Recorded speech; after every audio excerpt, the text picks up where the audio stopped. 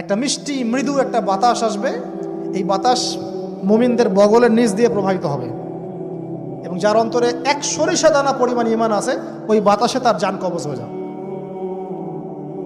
বাকি থাকবে সব এই যে গরু ছাগল হাঁস মুরগির মতো মানুষ, গবাদি পশু, আল্লাহ বলার মতো মানুষ নাই, রাস্তা মোড়ে মোড়ে জেনা করবে।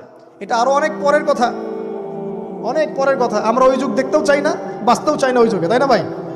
আল্লাহ পাক বলছেন এরপরে, আল্লাহ রাসূল সাল্লাল্লাহু আলাইহি ওয়াসাল্লাম বলছেন এরপরে একদিন সকালে হঠাৎ করে দেখবে কেনা বেচা করতে করতে, কথা বলতে বলতে, পানি পান করতে করতে, খাবার খেতে খেতে এই যে পশ্চিম দিক থেকে সূর্য উঠে গেছে। তার মানে কি ওই দিন কিয়ামত হয়ে যাবে এবং এটা এত ফাস্ট হবে, এত দ্রুত হবে। আল্লাহ রাসূল সাল্লাল্লাহু আলাইহি ওয়াসাল্লাম বলেছেন যে কেউ বাসায় ফিরে যাবে, আহাল পরিবারের সাথে একটা দেখা করবে, এই সুযোগ পাবে না। একদম ইনস্ট্যান্ট ডেট ছাড়। একটা বজ্রনীনাদ, প্রচণ্ড মানে শব্দ, এটাতে বিকট একটা শব্দে পুরো মহাবিশ্ব তোলপাড় সৃষ্টি হয়ে যাবে, একদম শেষ।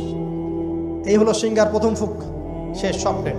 এই যে আমাদের এত বাহাদুরি, এত কিছু সব শেষ, মানে পৃথিবী আস্তে আস্তে ওর শেষের দিকে যাচ্ছে। এগুলো ভাই বিশ্বাস করেন, পৃথিবীর সমস্ত সংগঠন, জালেম, কাফের, ফাসেক, মুশরিক, মুনাফিক যা আছে পৃথিবীতে একত্রিত হয়েও এই সত্যটাকে কেউ টলাতে পারবে না। আমরা সারা মুসলমানরা মিলেও যদি এই সত্যটাকে টলাতে চাই, পারবো না। মানে আস্তে আস্তে আলটিমেট গোল এটাই পৃথিবীর। এরপরে কিয়ামত, তারপরে তো আপনারা জানেন কি হচ্ছে।